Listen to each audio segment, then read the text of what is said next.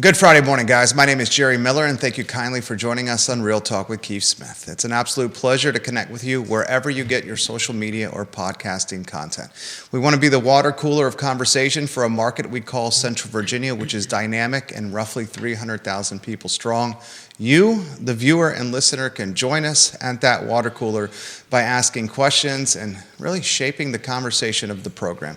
Put your comments in the feed anywhere you're watching, and I will relay it live on air to a panel of talented real estate professionals. Judah Wickhauer is the director of the program. My friend, if you can go to the studio camera and then a four-shot as we welcome the namesake of the show, Keith Smith, who has brought along two very pros type of people. Rock stars was the words Absolutely. I was thinking. Kerry Griggs and Bria. So, Bria, you're new to the setup here. So, I'm going to let you introduce yourself, who you are, where you came from, and how did you get into real estate, and what's your connection with this good-looking gentleman to your right? Okay, so I went to school at East Carolina. That's where I ran track. And Go Pirates. Go Pirates. Yeah. That's where I ran track. And right after I graduated, I came up here to Charlottesville, where I worked at 29 News for 2 years. And then after my contract was up, I decided to go into real estate. But I've always really had a passion for real estate. My dad, he owns a real estate development company, and he's starting a subdivision back in Brunswick. So that started in 2007, and I was always around it. So I've always been interested in it. So I was like, why not just, go ahead, get my real estate license and try it out. And it's been great. I've joined Kerry's team in November. Yes, around that time. Around November, and Kerry has been amazing, an amazing mentor, teaching me the ropes, so everything is going good so far. She's got a lot of people giving her props already. RJ Tyler says, what up? He's watching the program right now. Tiffany Banks watching the program right now. And viewers and listeners, you can give Bree some props by putting your thoughts in the feed. Keith Smith, I have a feeling this show is going to be quite dynamic, my friend. And I'm going to sit here and listen, which is difficult for me to do, by the way. Chime in anytime It's you need. difficult for me Yeah, to you do. keep the pace going. But I'm really excited to hear what you two guys have to say. Kerry, for the 2 or 3 people who don't know you, a quick intro, and then we're going to get into some market numbers. Yeah, so my name's Kerry Griggs. I'm from Oklahoma. I moved here into the Virginia area about 22 years ago. I met the girl next door. She's my wife now, and she kind of keeps me straight. I've been doing real estate for about 7, going on 8 years now. Prior to that, I was a licensed contractor. I still dabble in the contracting world, and I have a business in that as well. But my main focus is real estate and building a team. I have the Griggs Group with Keller Williams, and I'm just very blessed to be surrounded by a dynamic group of people that help me elevate myself every day. So what psychs me about today is a conversation from what's going on in the market.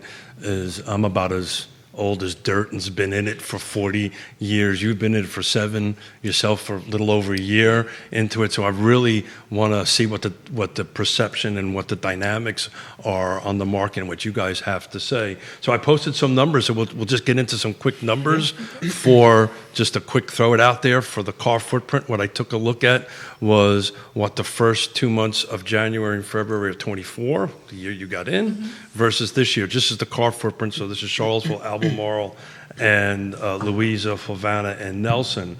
So we're actually down in sales, right? So these are actually closed units. 24, you were at 202, we're at 197, so we're about 2.5% down. Medium days on market was a bit of a jump. We're up about 22%. So we went from 18 days to 22 days. But, prices are going up. We're in 2024 for the first 2 months. We're at 478. We are now at 510. These are closed units.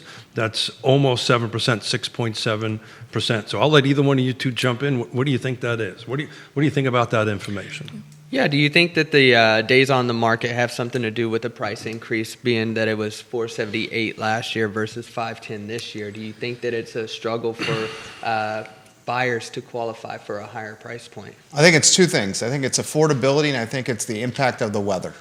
I think the weather over the 2 months with 3 snowstorms has had a lengthening of DOM. And you can make a legitimate argument, and I'll pass the baton to you guys, that this might be the most challenging time to purchase a home in Central Virginia history, with rates upticked above 7% and with median sales values and the car footprint Well, I mean, we're talking over $500,000 for a That number median shocked- value. When I ran these numbers this morning, because, today's the end of the month, I wanted to run them, I didn't expect to see a 510 number. Yeah, I mean, that one's a little bit shocking, especially considering, 10 years ago, you can buy a house for $300,000 versus the 510 that you're seeing today. I think there's a problem with the affordability, but, luckily we're insulated kind of here in the Charlottesville area. You have, the university, the hospitals, you have Injuk that's all around here. So, the income is not keeping up with the pace of what the housing market is currently doing, but I think there are people still out there looking to buy. The snowstorm doesn't help us either, especially with the days on market. I'm so ready for the snow to be gone. Oh, amen. But bring on that spring weather. But Bree, so I'm going to add a third component to what Jerry said, weather for sure. But from the guy who's been here for a while, we're starting to get to normal day, or very close to normal days on market. So, the 1, 2s, and 5 days hasn't historically been normal. Now, for somebody who came in 2024, right, I think the days on market of 22 days seems very high. So you're having conversations with buyers and sellers. How are you going to talk about that from days on markets from your perspective? Well, for the buyers that I have now, I just let them know that, it's important for us to put the offers in and make it attractive. I know Kerry was teaching us how to make offers attractive when it comes to the days on market, because I know one of the houses that we had multiple offers, and it's competitive from what I've seen. And then I know I was talking to one of our other team members, Bethany, about the snowstorms, and it was like 60 degrees on Monday, and everybody started picking up the phone, all of our leads, and we were like, what is going on? Like, how is this even happening? She was like, make sure you make your calls today. It's warm outside. Everybody's answering. They're trying to buy the home. So, that's definitely what I've been taught, at least what Kerry's been letting us Vincent know. Brown giving Bree some props, watching the program right now. Ike Anderson watching the program right now. Ooh, I see agents from 6 different firms on the feed as we speak. Viewers and listeners, if you have a question, put it in the feed. I'll relay it live on air. How about Albemarle County? And I'll get out of y'all's way here. Albemarle County, the median sales price in 2024 for Albemarle County, $653,000, 2024. In 2025, the first 2 months, the median sales price in Albemarle County, $728,000, ladies and gentlemen. Right around that jumbo threshold. And that's 11% jump over the same first 2 months, 11.5% jump That's from crazy. the last 2 months. And That's $750,000. it's $750,000. And by the end of the year, it's going to be even higher. 100%. And, from a affordability perspective and trying to help first-time home buyers and trying to help a young person get into housing, how do we as real estate professionals, I know how I handle it, and Kerry, jump in, have a conversation with a first-time home buyer when you were in Albemarle County at a number of 728, even when you're looking at Fluvanna County, which had a jump of 13%, by the way, from 345 to 390. How do we have these conversations with buyers and keep them in the game and keep them motivated? Mm-hmm. How do you approach that conversation? I definitely would say being transparent on everything when it comes to the buying process, and just letting them know the prices and letting them know that, if this isn't in your price range, we can look at things like, I know you discussed with me about the community land trust, like homes like that, where they take the land value out of the home price and make it more affordable, or looking outside of that area. Maybe it's going to be a longer drive, but we found that prices outside of these areas may be less, so making that drive so we can at least I try to talk to him about that. What about you? What do you say to Well, him? yeah, so and the reason I wanted to have this conversation, I'm a boomer, I'm an old dude, right? You're a young person, right? And I think a lot of what's going on here, the buyer profile right now is old and wealthy. right? And so how when you have a conversation with your peers, with your younger folks, what are you talking about the housing market, right? Are you seeing your fellow peers like just not wanting to get into the game? That's what I really want to take a little bit of a dive into. Right. How does that work from a generational perspective? Right. So a lot of my buyers, either if they're on my age or my friends who are around my age who have a job, they are leaning more towards renting right now because the home prices are a little bit higher than what they expected when they are thinking about going into the market.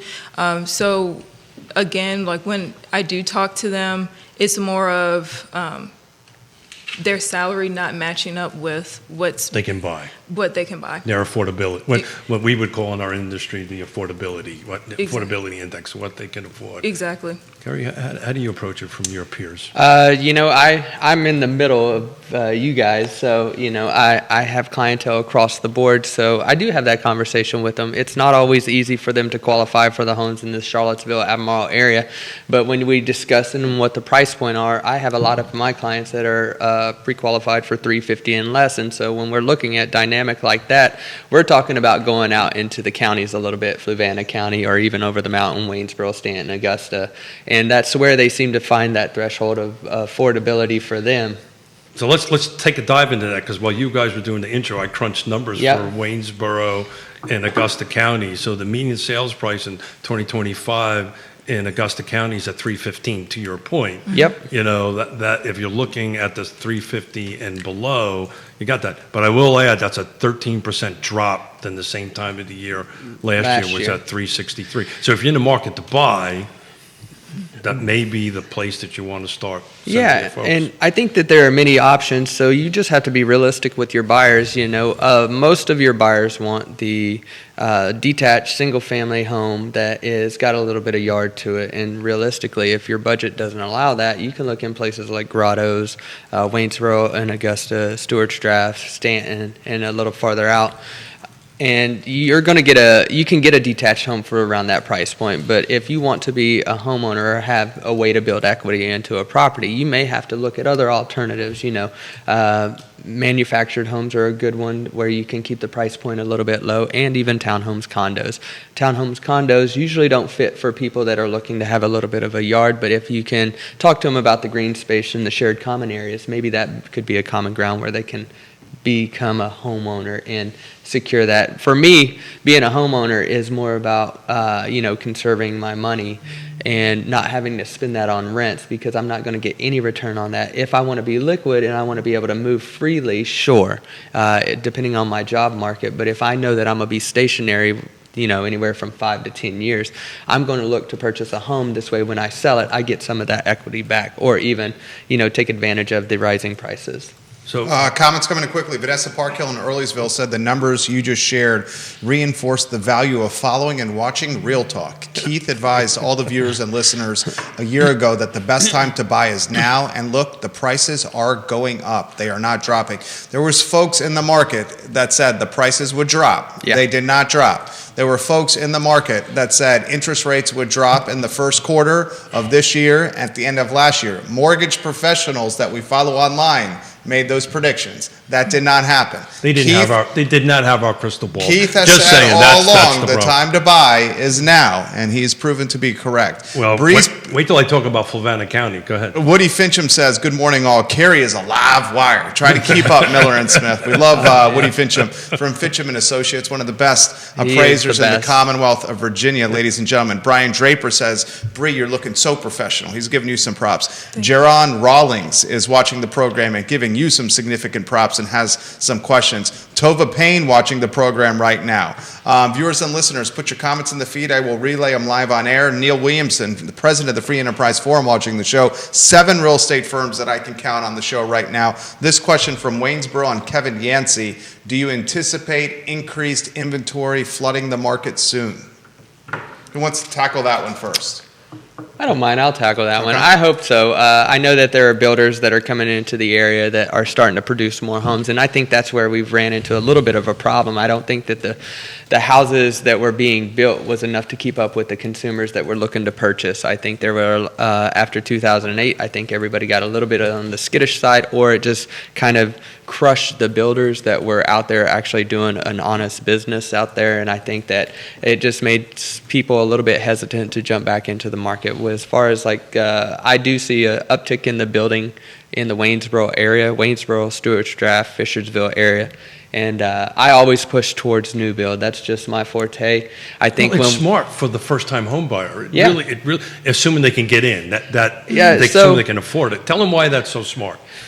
So for me, I think it's smart for them because they can kind of predict of how far out they're going to be.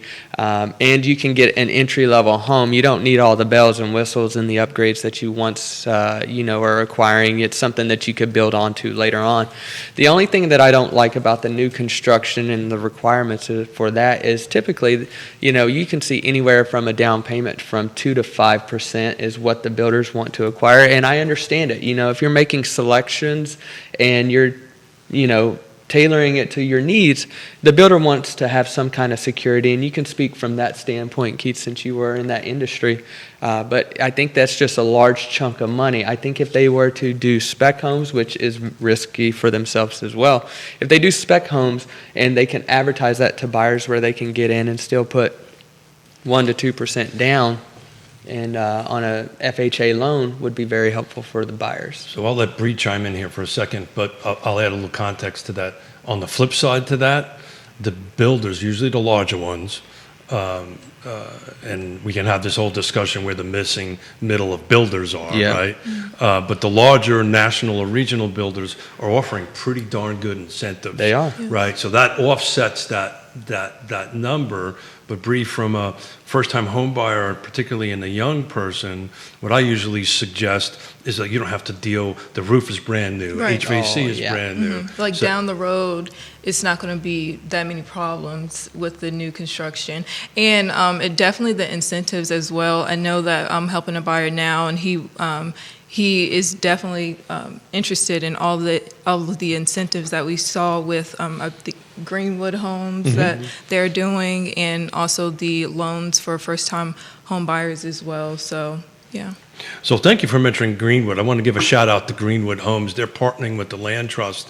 I can't divulge the specifics yet, but in northern Albemarle County, we're working on producing quite a few permanent affordable housings. We're not talking 1 or 2. We're talking in the multiple, under 100 kind of units. That's but amazing. back to the land trust thing, and back to what Kerry said. We just resold a home, and I handed the keys to this young, first-time home buyer, single mother, and was in tears. Never thought she would get into the home ownership thing. So what we do for a living is not so much about money. Yeah. It is about, improving people's lives. But go ahead and chime in, Jerry. Questions coming in quickly. Neil Williamson, watching the program, president of the Free Enterprise Forum. He says, for the panel, how do the increased real estate taxes impact affordability units sold? And Michael Buchensky, we're going to get to you next. He's a fantastic mortgage officer with First Heritage. Mr. Williamson's exact comments: while the housing price is clearly the dominant factor, how does the locality's property tax impact the buying decision? I'll add a little perspective to that. Albemarle County Executive Jeff Richards said that he was going to raise the real estate tax rate 4 cents. They divulged that budget. His suggestion was a 4-cent raise on the real estate tax rate.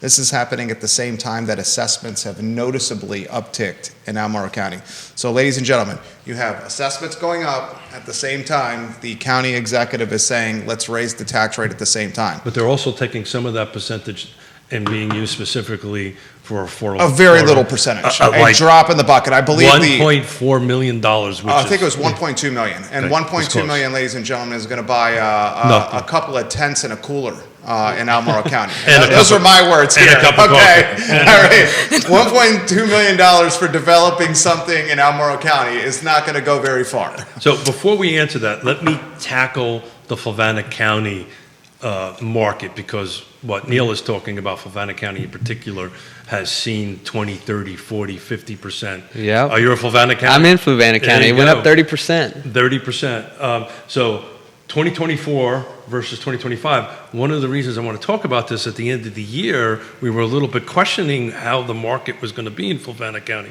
because it was tight. They had a 26% increase in closings in 2024 versus 2025. So 2024 was 34, 2025 was 43. These are closed. Days on market went up from 13 to 17. But hey, folks, the price went up. The closed price went from 345, same 2 months in 2024, to 390. That it went up. We had a 13% jump. So not only we're having a jump in sales price, we're having a jump in taxes. Go back and listen to the show last Friday. Wait till your homeowner's insurance is. I was about to say. Go ahead, jump in. It's going to be a twofold for that. I don't think we've seen it long enough to experience what it's actually doing to buyers just yet. I think that Fluvanna County is still an affordable county for most people that are looking to be close to Charlottesville and willing to make that commute. So the prices are more digestible for buyers that are looking to be close to Charlottesville, and I think that they're looking into Fluvanna County because realistically it's about a 30-minute drive, and they'd rather make that drive than come over the mountain in Waynesboro. So I don't think we've had enough time to really feel the effects. I think it is going to take effect on some of them that are looking close to their budget or just kind of pressing up against that threshold. But, along with the tax increases, we also have the insurance, the homeowner's insurance going up. That's a bigger issue. Yeah, that's a bigger issue. And so as those numbers rise, I think it's going to bump a lot of people out of it. I'm just hoping that, more building is being done in the Fluvanna County area. So And the answer to that is no. I know, right? Short version, no. No. I see some builders out there. Liberty Homes seems to be cranking out quite a few homes out there. But they're not in a volume that No, can make a not the volume that we need to satisfy the consumers that we have coming to that market. I think it's going to put a little bit of a strain on there and slow down the market. But again, I think those are more affordable houses than what you can find in Albemarle County, and I think that's where they're pushing. I even see people going out as far as Louisa and willing to make that drive because, well, quite frankly, your budget. People don't want to rent anymore, not as much as they have in the past because the rents are going up just as much as the housing prices are going up. What do you think, Bree? No, the last point that you said with the rents are going up, and I know I have a friend that was saying rent went up $300 where he was at, and he's like, I can't do that anymore. So he's now looking to buy as well. So definitely when it comes to the renting aspect that you were just talking about, I definitely agree. So Jerry will jump in and said, what's the best way to hedge inflation? It's to fix your costs. And how do you fix your costs? You buy a house. You buy a house. Yeah. Buy a Now house. these are real estate professionals here that are saying you should buy a house. Okay, so we're gonna say that out there. But I'm also gonna add this out there. If you can't afford to buy a house, how are you gonna buy a house? Yeah. So some folks are stuck in that rent cycle, which I certainly empathize for. Woody Fincham makes this comment: the assessments that went up in Albemarle County are on a 2-year cycle. So he said the increase that happened is on point with where he thinks it should be. So Woody's highlighting that. Is he talking about that or Fluvanna County? Because I think Fluvanna County is the 2-year. I think maybe, Woody, let us know. Albemarle or Fluvanna. Give us a little more perspective over there. Mike Buchensky, watching the program at First Heritage. Home prices are likely not going to drop. No. They may stabilize, but I don't think they're going to be a massive drop. The only thing that's going to increase affordability is a reduction, and interest rate is one of the main things that's going to help once they do drop. And then he highlights some geopolitical aspects of things. Michael Buchensky says, we've seen an actual decrease in rates recently as this is becoming more of a possibility. And he's highlighting the Ukraine war, for example, with why rates may drop. I'll say this, rates may drop, and then you guys jump in. Rates may drop. We've been talking about rates dropping for a long time. I mean, I think that conversation's been on this show for at least a year. We talked about rates dropping once the election was over. That really hasn't happened. They've dropped maybe a smidge. And the entire time we've been talking about rates dropping, people have decided to wait on the sidelines until rates drop for affordability issues, and prices have just gone up. Yeah. And not only prices, but the insurance piece that he's talking about, everything is going up. So that's something to be mindful when thinking about getting in the game. There's a boatload of comments coming in here. I see your wheels turning. I see your wheels turning. See your wheels turning. Kerry, why don't we start with you before we get to the 8 firms watching the show right now? Nice. So what was the question? All right, anywhere you want to go, the affordability is the main piece. Some folks are saying, when's the inventory going to come on the market? Other folks are highlighting the headwinds tied to federal cuts and how it may pertain to Charlottesville and Central Virginia with a lot of federal jobs in this market. So a lot of topics you can cover here. Okay, so just want to address some of the things about the affordability. So in our market, we got to get a little bit creative here because not everybody can afford the interest rates like you had been talking about. I don't foresee the interest rates dropping anytime soon unless there's some kind of major world disaster, war breakout, another pandemic, which I hope that's not the case. But you got to get creative with the way that you're going to be looking at some of these things. So I know, especially with a VA loan, they're assumable loans, and I'm starting to see more and more of those come back around as people are trying to get to a bigger house. Their families are growing, or they realize they have to be closer back to work, with the new laws that are coming out and people having to go back in person.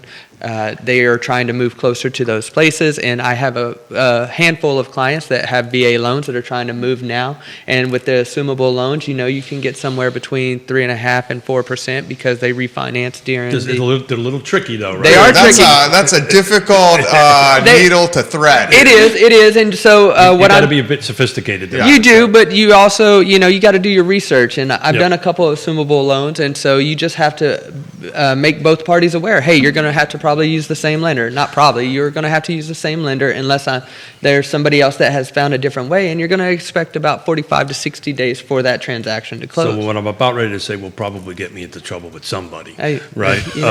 So the unicorn in our industry, the unicorn years are gone, right? Yeah. Mm-hmm. Oh, you're not. Where if you had a pulse, you could sell and buy something. If it had 4 walls and a roof, it flew off. Now is when a pro really shows up, right? Mm-hmm. And I've said this on the show multiple times. I'm more excited about the real estate market now than I've been forever. Amen. Right? Because it takes a certain level of professionalism to be able to get it from point A to point B. And everything from a cash deal to a VA deal has its own set of issues that you have to navigate. So I just want to throw it on the table, and I'll let you finish. And Bree, jump in, please. I can see your wheels turning. Okay. There's a lot of different ways that you can do it. Like I said, a VA is just one way. If you can do the assumable loan, I know you got VHDA, which some lenders will offer that.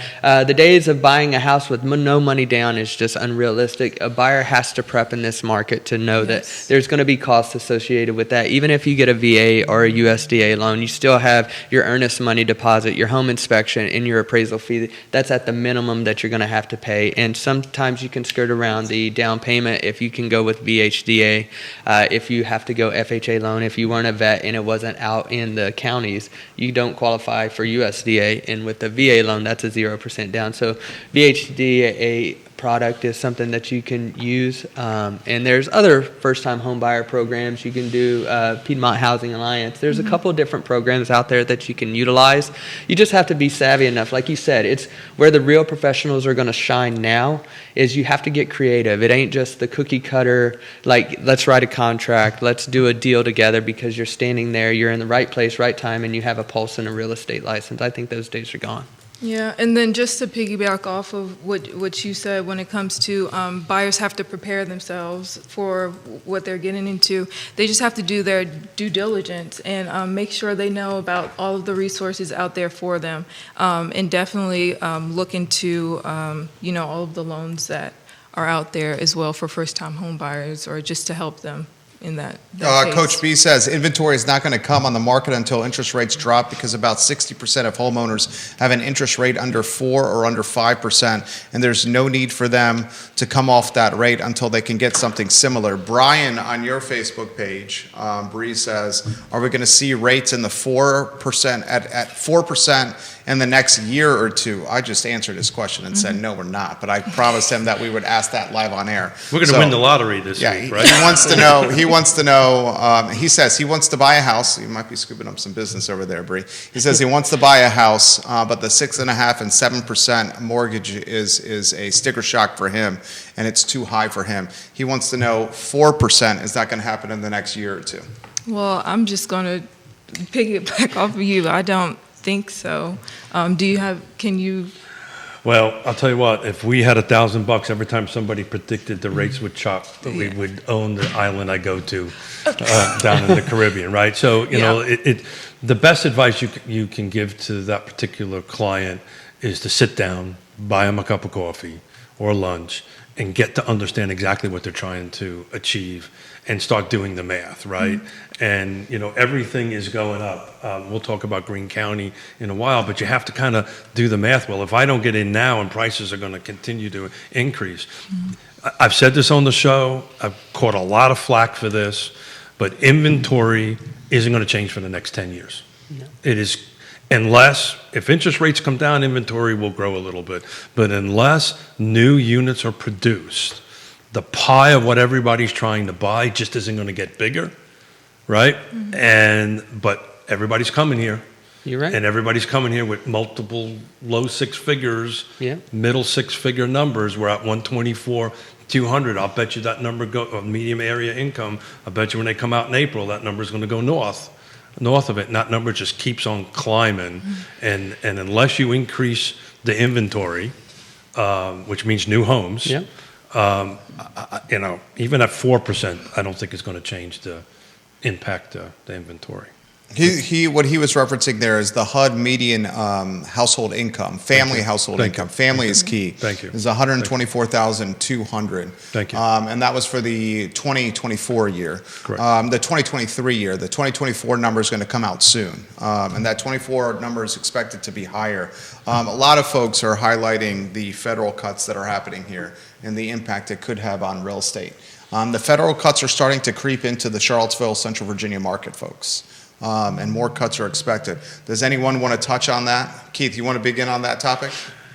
Yeah, so I'm tracking what's happening up in Northern Virginia at the moment, and I want to preface this, at the moment, it seems to be balanced to 2024, but we're so early into this process that I suspect that number is going to change a little bit up there.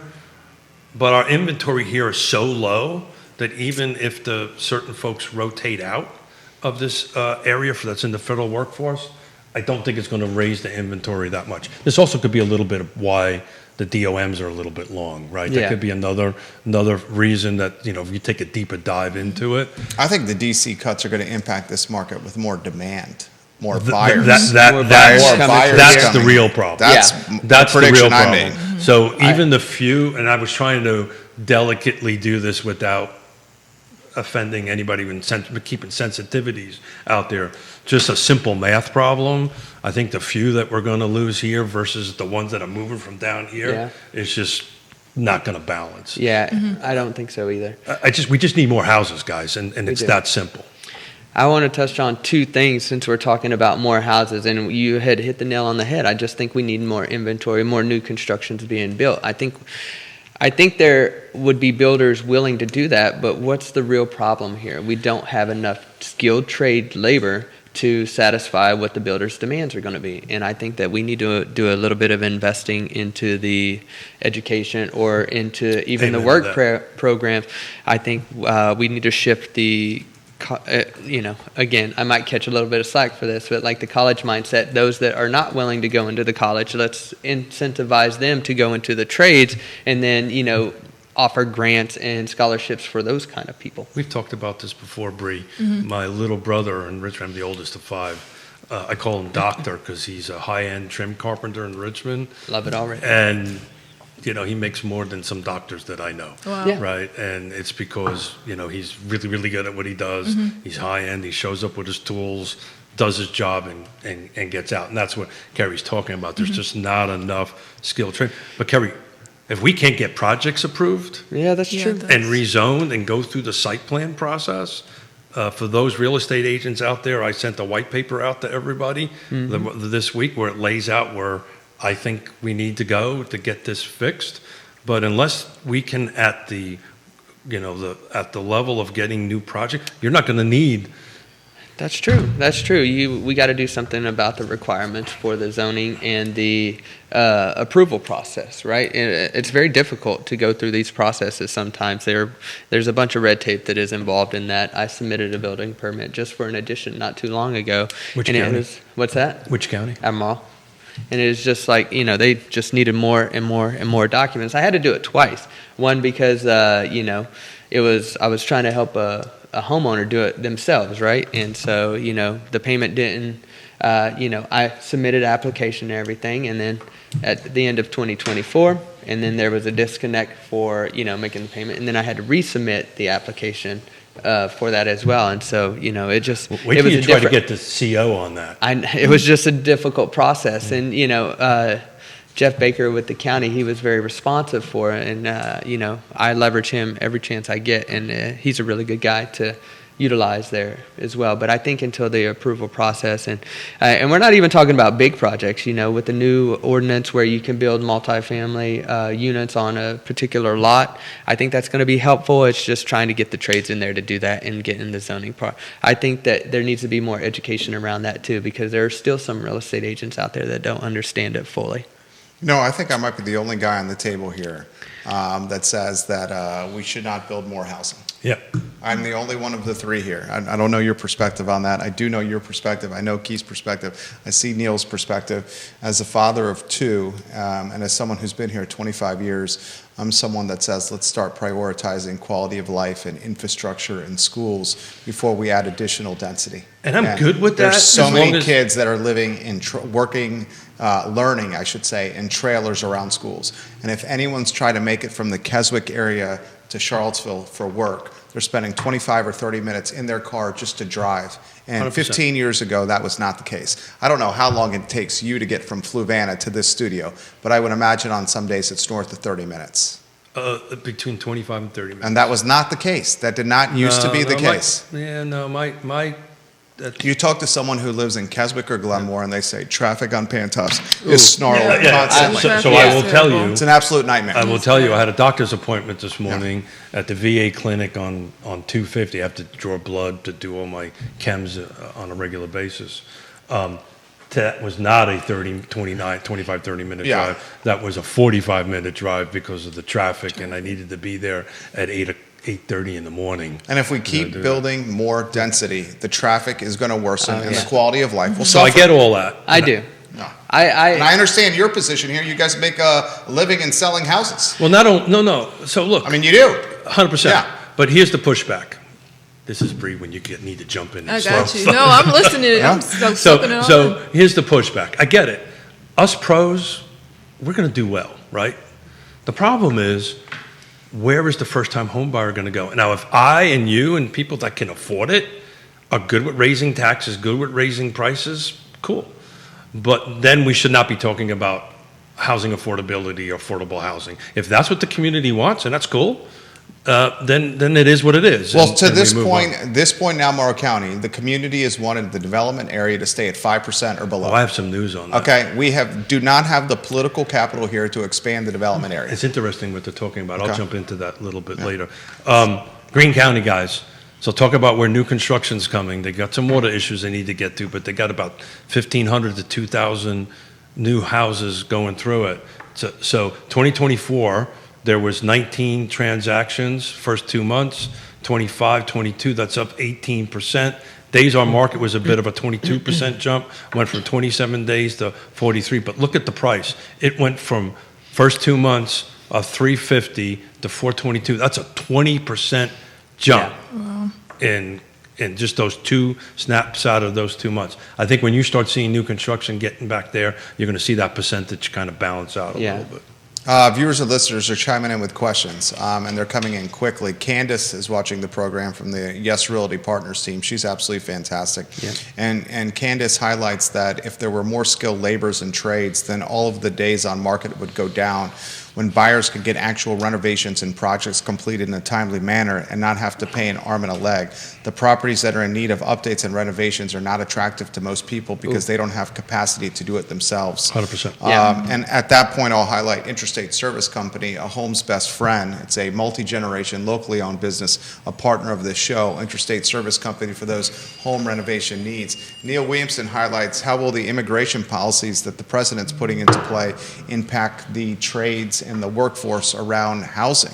It's something I highlighted very early on, that these immigration policies would be an inflationary headwind because the labor that's tied to a lot of these remodeling and home building projects are, I'll cut to the chase, oftentimes undocumented folks that are working on job sites. And that's just a fact, people. It is what it is. Yeah. Kerry, you know this business inside and out here. You want to answer Mr. Williamson's question on how immigration policies could impact trades, workforce, remodeling, and housing? Yeah, I do. And like you said, a lot of the folks that I've worked with in the past have been undocumented workers. They're great skilled labor, and they get the job done, and they do it for a reasonable price. I think it's definitely going to hurt the contracting trades portion of it. We just have to, like I said, I think that we need to incentivize those young men or women coming out of the schools that are not looking to go into college and want to learn a skill that can, help them throughout their career or their lifespan, and incentivize those guys doing that. I do think that it's going to hurt a little bit if the immigration policies, go according to his plan. So, I can't really speak much on that because I haven't felt the impact of that just yet because it's such a new process. But I do think that it's going to affect us. The Gen Zers and younger, everyone wants to be a TikToker or an influencer and make money on screens. When I'm telling you right now, Kerry's exactly right. If you put a little work into being a master plumber or a skilled carpenter, it's 6 figures many times over. Oh. Has anyone tried to get on the phone and get an electrician or a plumber to come to your house? They're booked out for weeks. Yeah, ladies and gentlemen. If they even answer your phone. If they will do the job. Some of them have said to us with our projects. Now we have a team that we work with. The one missing component we don't have is the electrician, for any that are watching out there. But I had one electrician say, I don't go to jobs that are under $750. Yeah. That's what his exact words It costs to me. too much money to He's get like, there. it's not worth my time 100%. unless it's over 100%. $750. I was just sitting at a table yesterday with a bunch of contractors, electricians to be exact, and they were talking about what they earn per job. A service call, they're not going to show up for anything less than $150. If they got to get a ladder out, that's another $100. And so there is good money in those trades. It's just it's hard work. It's manual labor, and when you have people that are making a living doing things on TikTok or making funny videos, it's very appealing to go towards that. But realistically, you only have a certain percentage of people that are really realistically doing that. And if you were to just buckle down and learn the trades for a year, you can make great money. I mean, most electricians are charging $125, $150 an hour. I mean, you learn with the minimum. Breeze and jump it on here. This is a 300,000 person market here. I was about to say, now when it comes to trades and electricians, anybody like that, they're probably making great money, and I know they are making great money. 6 figures. But also, once you get all of that down, if they market their stuff on Instagram, they can double that. Yeah. That's how So that's where you good, tie the two together. You can tie the two together. If somebody's like, oh, maybe I'll just do the content creation. You can do both. It's not, you don't have to do one or the other. Yeah, do one or the other. I'll put how difficult it is to be an influencer into perspective. This is a 300,000 person market, Central Virginia. And there is one person in a 300,000 person market that's making real money strictly on using screens and content creation. Mm-hmm. One person in a 300,000 person market. Yep. That's it. Yep. Again, that's as a marketing backup. But Bria, it's funny. This is how the show typically goes. And it just kind of pivots. Yeah. But as this topic came up, and it didn't dawn on me until you guys were talking about it. Yesterday, I had my truck in Toyota in Flow on that. And I just didn't register. When I went to go pick up the truck, every single one of the mechanics, with the exception of one, was a female. was not only a female, it was a female of color, right? And, and I started talking to them because that's who I am, right? I went in there, blah, blah, blah, blah, blah. And they're doing very well. Yeah. Right? And was really cool. And it didn't really dawn on me that topic until this conversation, that there was a half a dozen mechanics in there. One was a male, every one of them was a female, and most of them was a female of color. So I thought that was pretty cool. That's That amazing. was pretty cool. Where was that? Flo on Flo? Toyota. Okay. Over that way. Oh, wow. I just walked in and said, well, this is cool. Yeah. I didn't think anything of it at the time. So the show kind of brought it back out. Yeah, that's How amazing. about this question that's come in? How do you convince first-time home buyers that the single-family detached home with the backyard and the white picket fence may not be the best path to pursue initially? Question. Great question. Who wants to, Brie, you want to tackle that one first? I mean, you offer some perspective, then I'll share some perspective. I can say when it comes to a first-time home buyer, especially if they're trying to buy here in Charlottesville, it's a lot of compromising. You have to figure out what you actually need instead of trying to get that white picket fence that you dreamed of when you were 10 or 11. You definitely have to, I guess, just be realistic about it. Compromise And expectations. compromise, Yeah, I think by just talking to them, I think they'll kind of come to that conclusion themselves. If you do the data like Keith has presented for us, if you show them the data, they pretty much come to the conclusion themselves. Okay, well, how much are you qualified for?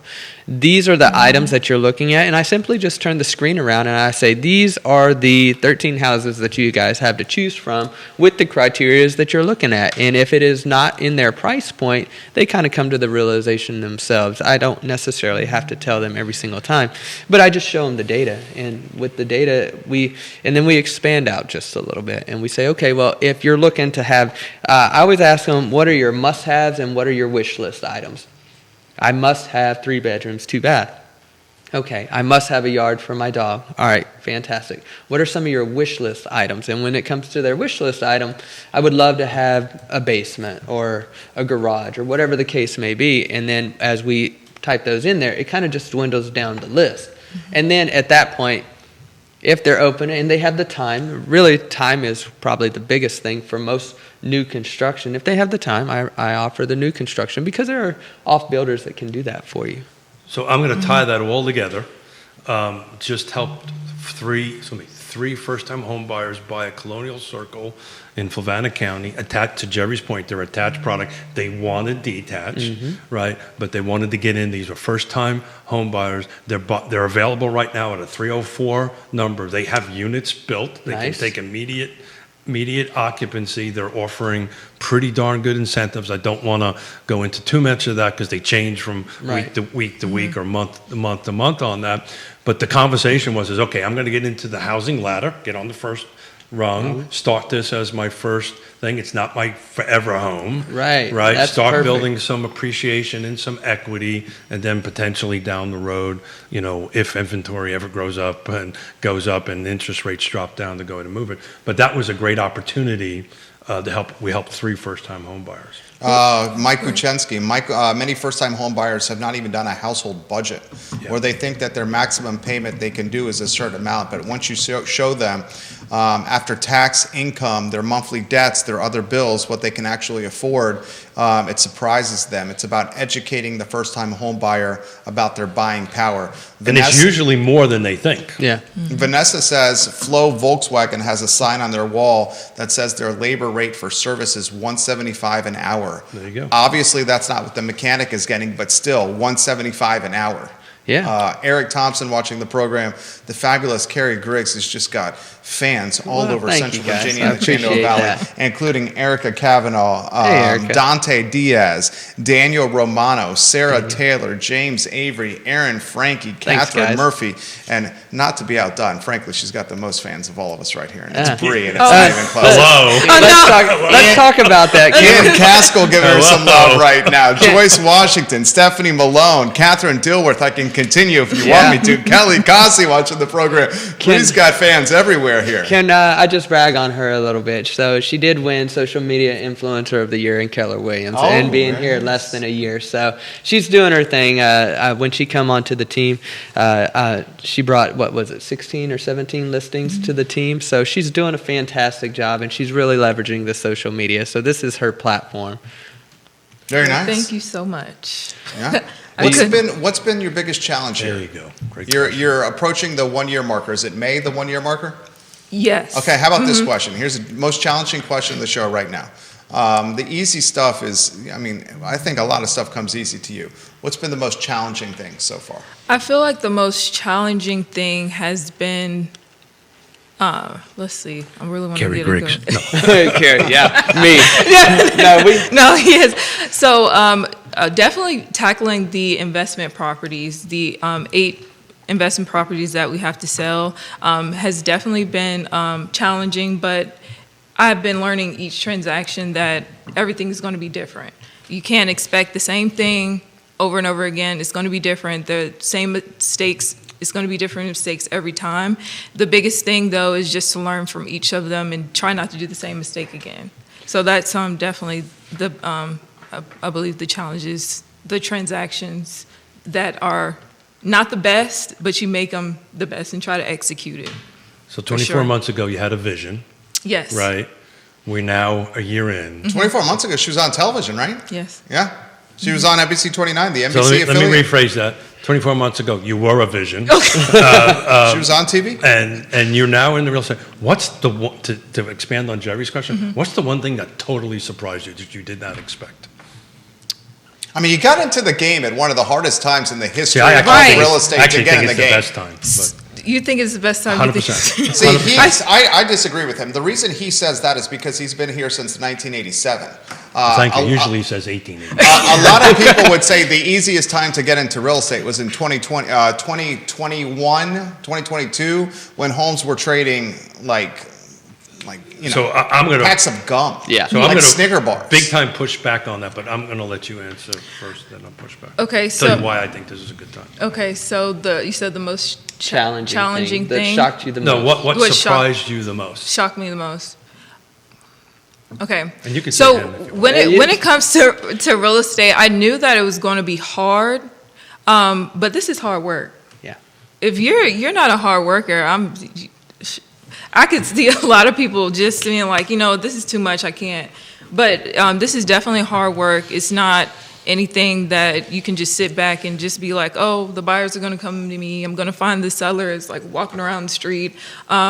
It's hard work, and you definitely have to learn to dive in and really get down and dirty and get everything done. Well said. You know what I think it is there's this misconception of this game because of shows like Selling Sunset on Netflix or $1 Million Listing on Bravo, where it looks like it's just like Louis Vuitton and Gucci and Lamborghinis and Porsches and nice handbags and stacks of paper. And the reality is, to make a deal materialize from start to finish is an effing grind. Yeah. It is a grind to get a deal to the closing table. I'm glad you say that, because in our office, we have standards for the team, and, we try to close 1 deal per month is what I've set for the agents. I have a team of 10 of us, and all 7 of my agents, including myself, other than myself, are about a year of real estate underneath their belt. And so we have a standard, which one transaction per month is the minimum requirement.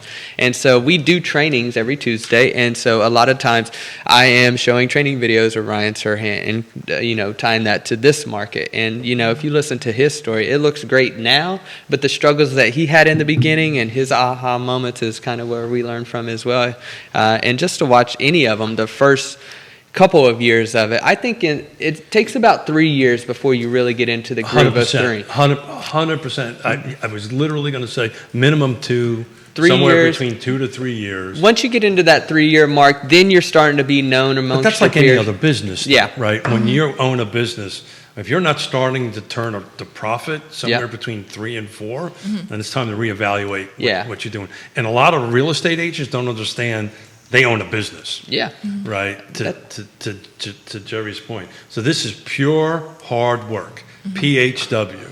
Yeah. So push back on Jerry. Well, I think this is the best time for you to get into the business. If you got in the unicorn years and you now need to do business with, your head's exploding because you have no idea. Yeah, but if you got in the unicorn years, you will at least be making some money. Well, you're not making it now, and that's the real problem. And that's the point. So let me finish my train of thought, Jerry. So now, welcome to Keith and Joe. Yeah. so we love each other dearly. So that Yep. so that you know this. So, but if you get in now, put in your 2 to 3 years, pure hard work, you will learn how to do the business. Yeah. You will adjust. You will be able to adapt to any market change. Because guess what's going to change? The market. It'll change 12 months from now. It'll change 24 months from now. It'll change 36 months from now. But the people that got in, that had a pulse, that was writing, I mean, we talked about on the show, these agents were putting on Facebook, I just sold a house in 13 seconds. What the hell you thought we were going to get sued for? Yeah. Right? So, Bria, I agree that she's getting in at a great time right now 100%. because right now she had talked about her investment properties and I think she has 8 of them. She is making the uphill climb. Like they're not easy processes and, she's learning in the trenches right now and some of these transactions that she's working are some of the hardest ones that you can think of. She's running seller financing for somebody less than a year in. I mean, she's going the uphill battle and she's learning all the things that she needs to know now. The rest of these deals will be super easy to her, or at least within the scope of like what is manageable. And now she's juggling all 8 of these, plus juggling 8 new constructions as well. And so I think she's learning, she's putting in her salt now in order to be that great agent that she So needs. Bria and I had this conversation, right? So if you show up to this real estate business right now, and if you don't have at least 12 months of carrying cost, then you ought not to get into this business. Yeah. Right? If you have 12 to 24 months of carrying. 12 is light. Yeah. 12 is light. The 100%. deal's going to take 90 days to close before you But get look paid. how awesome she is. Well, no, I understand that. Yeah, I understand. He's basically saying for the viewers and listeners what he means by that. If you don't have 12 months of your bills paid minimum, do not become a real estate agent or have a side hustle while you're trying to learn the game. That's maybe what you should Well, and this is not the. I'm going to get in trouble because Mrs. Smith's going to hit me this afternoon for saying this. In my opinion, being a full service professional full time is really where you need to be at now. If that doesn't mean agents do not do dual careers. It works for certain agents, but if you want to make this a profession, you need to be doing this full time. Even if it's something like something dealing with housing that can pay you, that you're still in the real estate world. In the game. Yeah. That can definitely be a possibility too. I just did a team meeting the other day, and like you said, 12 months of that reserves. Realistically, if you look at it and you draw a linear line and you put all 12 months on there, you can be doing all the right things. Here we are in February, about to be March. You could be doing all the right things. You're making your phone calls, you're closing clients. But if you think about something, okay, you got a new construction, now you're 9 months out. You're not going to be closing on that until September. Right. And then, so that's one deal that you have. And then let's say you have somebody that has a home to sell. Okay, well, you have another 3 months out, so that's June. So that time frame between March and June and your first paycheck, even though you're doing all the right things. And it could blow up at the last minute. And it can blow up at the last minute, but you're doing all the right things. Or you have a client that needs credit repair for the next 6 months, and now you're in the December time frame.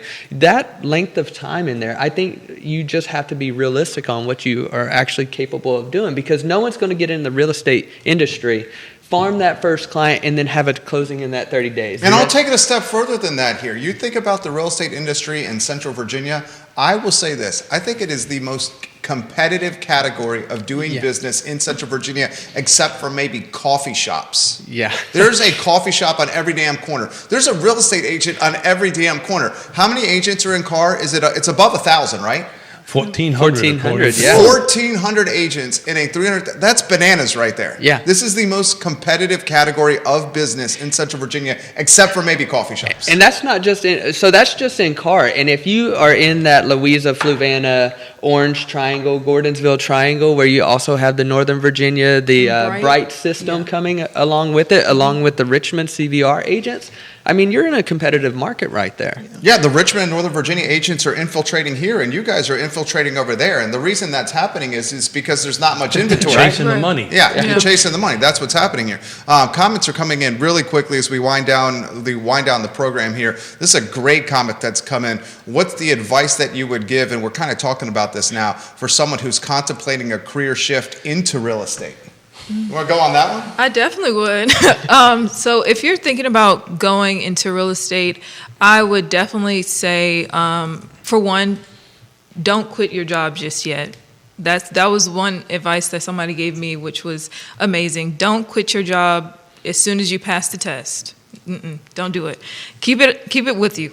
The second thing is to definitely interview brokerages. Make sure you find a place that fits you. One brokerage may not fit someone else, but it may not fit you. So find someone that fits your personality, what you like, your training. Find someone that fits what you like. Next thing is to find a mentor. Definitely. I was able to get on a good team when it comes to Kerry. I also have Keller Williams, people like S. Lisa Herndon, she's great, Jason Kirby, anybody. Find a good mentor. Yes, find a good mentor to be able to answer your questions and to get you along, because this is hard work again, but you can do it. Well said, Bri. Kerry and Keith, some closing thoughts here. Well, I'll Kerry. piggyback off the real estate, getting into the real estate game. It is a life-changing industry. I'm very blessed to have been in this industry. I joined with Keller Williams because I like their motto, God, Family, Career, and that's kind of what fits in my lifestyle. I've been very blessed to be surrounded by great people. I was actually dual career when I first started. I was a contractor, kitchen and bath designer, and a real estate agent at the same time. People say it's simple, but it's not easy. It is a grind. You really do have to put in the work, and I don't care if business is coming to you. You still have to write the contracts, meet the clients, do the home inspections, and all the things that go along with it, while juggling both being a business owner, and quite frankly, that's how I allow my agents to operate. They're a business owner within the group, right? We're not a real estate team, we're a wealth building team. We talk about goals and what they want to do and how they spend their money, investment properties and things like that, because at the end of the day, real estate market, it goes up and down, and so in order to avoid that roller coaster, we got to have things in place in order to offset when the down times do come. So anybody interested in getting in this industry, just realize that it's going to be competitive, but you can do it, and it's life-changing. Well said. Keith Smith, Yeah, some closing thoughts. You got to have that kind of can-do spirit, right, and this independent spirit to go ahead and make it work. The positive sides of all this, we're talking about the hard work and all that stuff, but when you get to that point, you're your own boss. You set your own schedules, right? If you decide to take a couple of days off to go visit grandkids, then you can go take a couple of days off to go but you'll have your phone with you, and as my phone is ringing, It's ringing right now. my phone is ringing, right? You need to always do business. So this is more of this is a lifestyle business combination, right? And you've got to be able to merge the two together. Let me turn this thing off here. So look, guys, thank you for coming in. I always know that these conversations, particularly with Kerry, is great, and thank you, Bria, for coming in and talking. Yeah, Bria, to you us. crushed it. Thank you for having me. Yeah, you're great. Kerry, you're great. You're going to be a brother. super success. I know that. I've been doing this long enough to know this. So Thank you. What I thought too. She's going to be a good one. She's going to crush it. All you guys crush it. Guys, the show is archived online at realtalkwithkeithsmith.com. It's archived wherever you get your social media and podcasting content. I'm seeing a lot of people saying the show was absolutely fantastic. Thank you for watching the program. The I Love CVille show is up at 12:30, where, folks, we have a boatload to cover. Thank you kindly for joining us so long. Nicely done. It's going to tell us when the mics and cameras are off. They're going to be off here shortly.